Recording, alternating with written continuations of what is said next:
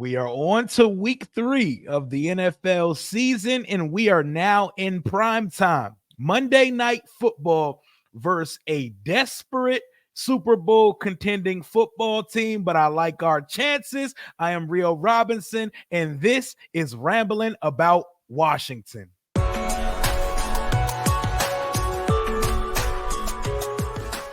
Joey Burrow and the Cincinnati Bengals, they're up to their usual September tricks. They're off to an 0-2 start to the season. And while they probably aren't pushing the panic button in a division like the AFC North, where the Steelers have gotten off to a 2-0 start and the Ravens and the Bengals are 0-2, you might want to pump the brakes because that can get out of hand and that can get stretched out real fast. The AFC is an absolutely loaded conference, but Cincinnati does this all the time.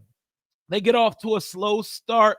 They've had some things not go their way as far as penalties, and some fluky things happen, like Mike Gesicki fumbling as he's going into the end zone week 1 versus the New England Patriots. But put it however you want to, this team is 0-2, and they lost a home game they were heavily favored in week 1 versus the New England Patriots. So while this will be Washington's biggest test so far on the schedule, this is a beatable football team, and the blueprint is pretty clear. It's spelled out in 4K. Let's talk about Washington versus Cincinnati. This is not your game preview. I'm going to be doing that on Friday with my boy Zim from the Cincinnati podcast and YouTube channel. It's going to be a good time. That dude is hilarious, but it seems like a pretty clear game plan. Washington is the worst team in pass coverage through 2 weeks of the season right now. Pass coverage, and if we can run the ball on them, will determine how this game will go. Washington has one of the best rushing attacks in the league right now. The Bengals have one of the worst rushing defenses in the league right now. I'm looking at the box score from their first 2 games, and obviously context matters, so you got to turn the game on. You can't just look at the box score. But week 1, Ramondre Stevenson, fantasy terrorist, by the way, 25 carries, 120 yards, and a touchdown, just under 5 yards a carry. Jacoby slow-ass Brissett, 7 carries, 32 yards, just under 5 yards a carry. And slip and fall, Antonio Gibson had 7 carries for 18 yards. That's over 150 rushing yards. Our backfield and our quarterback is better. Let's go to week 2. Isaiah Pacheco, prayers up and a speedy recovery to him right now, by the way. Isaiah Pacheco, 19 carries, 90 yards, just under 5 yards a carry. Patrick Mahomes, big sluggish ass, 4 carries for 29 yards, 7 yards a carry. Steele had 24 yards. Worthy had 5. Kelsey had 1. 2 teams with not as good a backfield as Washington were able to find success running the ball against this Cincinnati Bengals defense, and they're a little banged up at the moment. They just had to sign Lawrence Guy because they're dealing with injury issues on that front line. Trey Hendrickson is a dog. We need to have him circled. They got 2 linebackers that are 2nd and 3rd in the league in tackles right now. So their edges and their backers are pretty good. But here's your ball game. Can Washington run on Cincinnati and keep the ball out of Joey Burrow's hand? Joe Burrow is a perennial MVP candidate kind of guy. He's one of them ones, and most people view him as the second or 3rd best quarterback in the league, depending on how you want to slot him and Josh Allen. And he's one of the few guys that goes mano-a-mano and shows up versus Patrick Mahomes and the Chiefs, even at Arrowhead, once called Burrowhead by Cincinnati Bengals Nation. But we know what that Bengals offense do, and they've been desperately missing their dynamic duo of wide receivers. 2 guys dealing with contract stipulations in 2024. T. Higgins has missed the first 2 games, and Jamar Chase has kind of been out there by himself on an island the first 2 weeks. He has 97 yards through 2 weeks, which is irregular for a guy that's probably a top 3, at worst top 4 wide receiver in this league. He's desperately seeking the Justin Jefferson contract. He sees everybody getting paid, and he wants to get some of the money himself. But he opened up a I believe like an insurance plan in case he gets injured this year. Something even very smart and savvy move by Chase, but him and T. Higgins trying to get a bag. T. Higgins is going to be an unrestricted free agent next offseason after receiving the franchise tag and no commitment from the team long term. T. Higgins hasn't played the first couple weeks of the season, but you know when Washington shows up on the schedule, guys just miraculously get healed. Guys just disappear and Thanos snap off the fucking injury report. So expect to see Cincinnati and their full superpowers on Monday against the Washington Commanders. I expect us to be wearing our primetime whites like we always do in big game situations. I've seen them before when we played the undefeated Steelers. I've seen them before when we beat the undefeated Philadelphia Eagles on primetime, and we had a less quarterback when we did both of those things. Primetime whites on Monday. So I'm ready, man. I'm ready to get to it. And the blueprint is pretty laid out. Time of possession, run the ball. Coverage just has to survive. And for the coverage to survive, we got to get some pass rush going on Joe Burrow. He's been sacked 6 times in 2 weeks, so 3 times a piece in his first 2 games. Is Washington capable of getting a sack?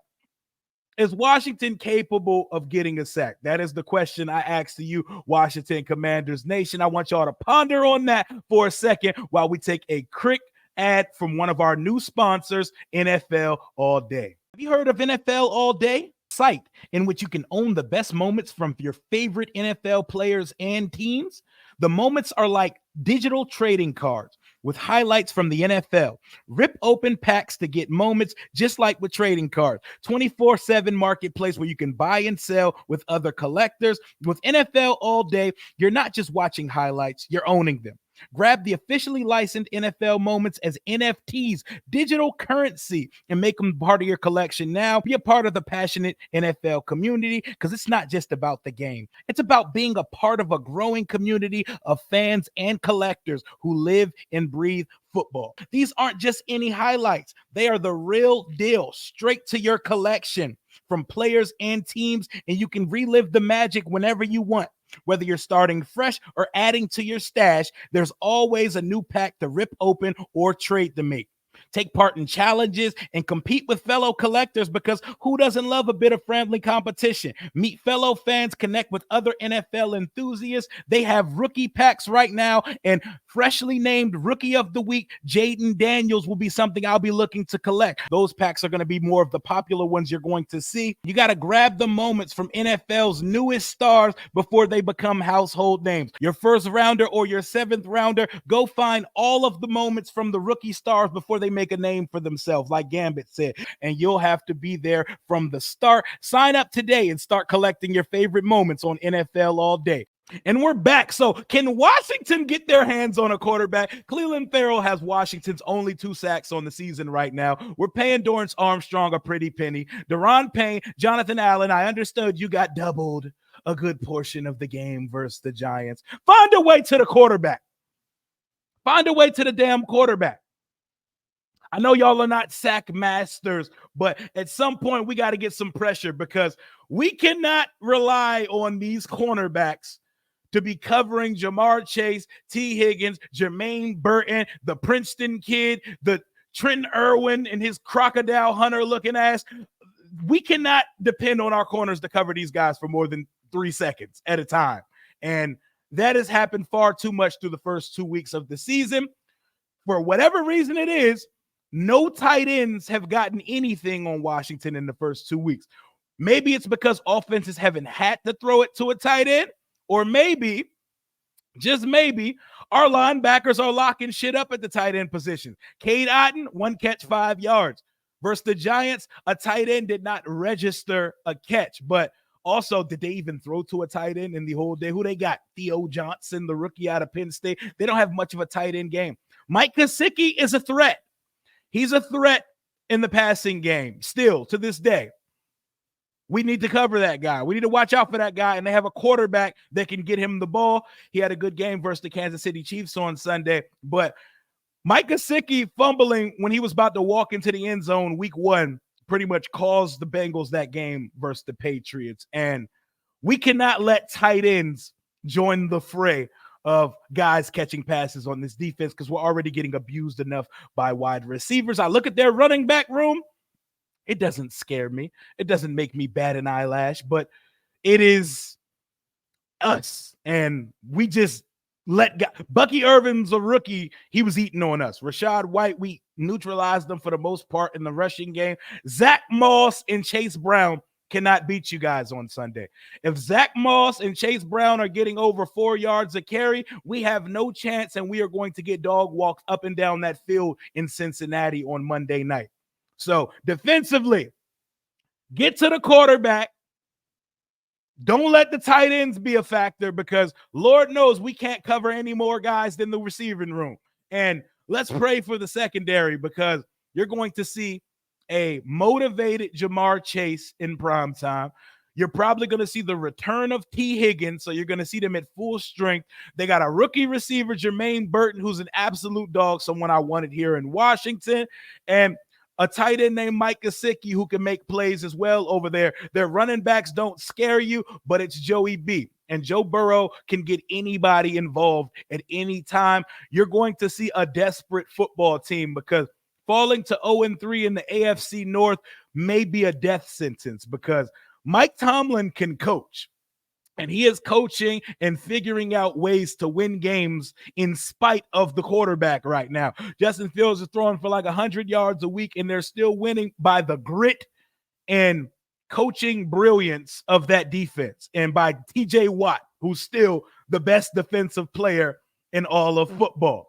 I'm looking at this graphic here. Pass yards allowed, tied for second best. Rush yards allowed, 7th worst. So this is the 7th worst rushing defense in the NFL, the Cincinnati Bengals. They've given up 320 yards.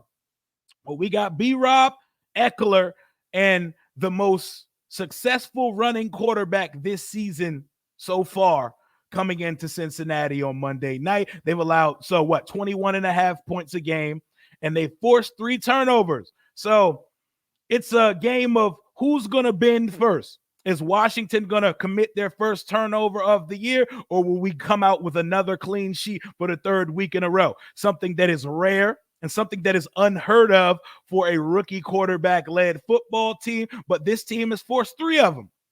We've forced 1. So who's going to win the turnover battle? Who's going to win the battle of time of possession? You see how Washington came out versus the Giants on Sunday, when Eckler ran back the opening kickoff, but it came back because some bullshit. But you know what Washington did on that first drive versus the Giants? They wasted like 10 minutes of clock. Not wasted. They killed 10 minutes of clock beating down the Giants in the run game and the quick game. And we only let the Giants touch the ball for a couple minutes in the first quarter of that game. Yes, that drive resulted in a field goal, but that is the blueprint, except instead of getting to the red zone and committing penalties and playing behind the sticks on every possession of the game, you got to make them count and you got to cash in because you don't play games when you're playing against an elite quarterback like Joe Burrow and a potentially high-powered offense like the Cincinnati Bengals is waiting to break out and show the league again. This is supposed to be the Cincinnati Bengals coming out party because they do the same sluggish, twiddling their thumbs bullshit every September, and then they get going, and then we're talking about them potentially playing against the Chiefs in the AFC Championship every year. But I'm looking at this game, and it looks winnable from all fronts. They should beat us. They are the much better football team. They have a highly potent offense with a dynamic duo of receivers that may be up there with the best in the league as far as duos go with Jamar Chase and T. Higgins. And I know how special Burrow is. And Trey Hendrickson is an absolute problem. He's like the second coming of Ryan Kerrigan with a little bit more motor to him.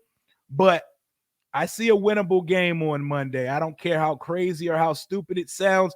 I've seen more unlikely things happen this season, and we haven't even seen Jaden Daniels' best stuff yet. So if our rookie quarterback is dealing on Monday and we're getting pressure on Joey Burrow and the run game is booming like it was booming last week as one of the best rushing teams in the league, I like our chances on Monday night against the Cincinnati Bengals, but we're just opening up week 3 conversation. Let me know your early observations and thoughts about Washington's Monday night matchup against the Cincinnati Bengals. But as I sit here on Wednesday, September 18th, I like our chances in this one, y'all. I think we have a shot on Monday. Nobody's going to pick us. Nobody should pick us, but I think if you're going to catch this Cincinnati team, this is the time you want to catch them, when they are down, when they are at their lowest, and in September before they hit full stride. Don't be the slump busters. Don't be the Vicks Vapor Rub. Do not be what puts the battery in Cincinnati's back to get back to business, because Cincinnati's looking at their schedule. They see us this week. They see their former quarterback, Andy Dalton, and the Carolina Panthers next week, and they said, fuck it, let's get right these next 2 weeks versus these two trash-ass teams. Let's not be a trash-ass team. And if we do lose, let's go out and show the world on a national stage that we don't know who we are yet, but there's something here.